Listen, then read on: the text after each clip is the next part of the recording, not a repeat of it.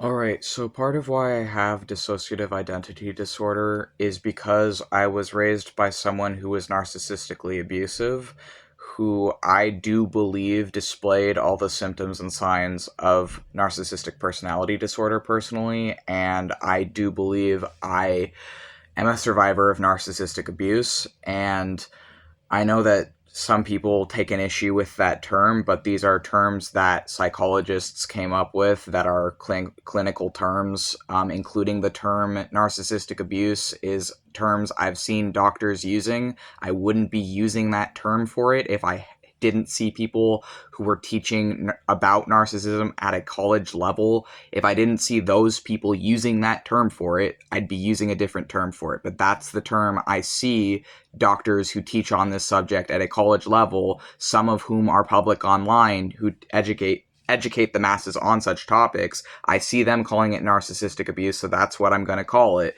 as someone who does believe that why I have DID in part ties into my history where I was abused by a parent, and I do believe that parent is narcissistic.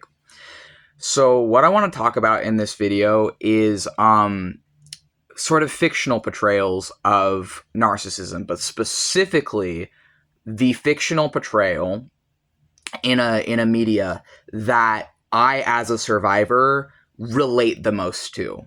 I relate specifically the most to this depiction in particular.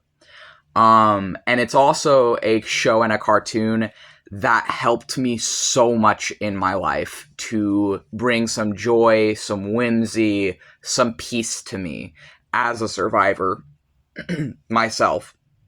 And this cartoon and this show is Centaur World. Centaur World on Netflix is the best portrayal of narcissism I have ever seen. And the character I'm specifically talking about is the Nowhere King.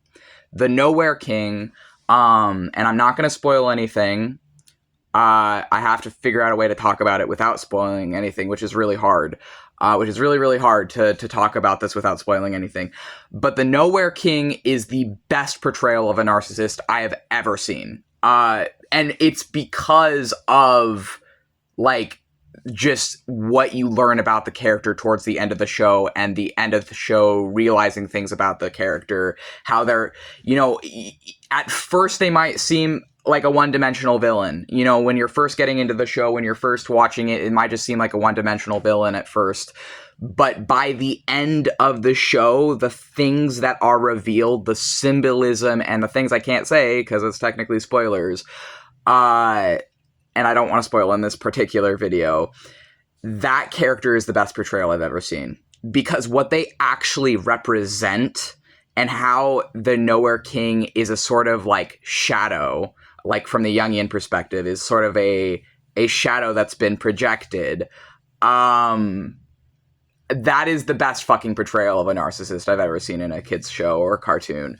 And it's just really, really cathartic for me. And honestly, watching that show was a major and massive comfort show to me when I was first like unpacking and starting to really process and deal with a lot of my own crap. And also, like, around the same time that I really got into that show, I was dealing with a breakup, and I was also dealing with being disowned. I was disowned by my father around the same time that I was really big into that show. And that show was really, really helpful for me. I felt like, just like as a comfort show or as a form of comfort. That's, I feel like, all I can say without spoiling anything. But yeah, if you want me to say more, I can do a video where I say more. I just don't want to get, like, reprimanded for spoiling crap.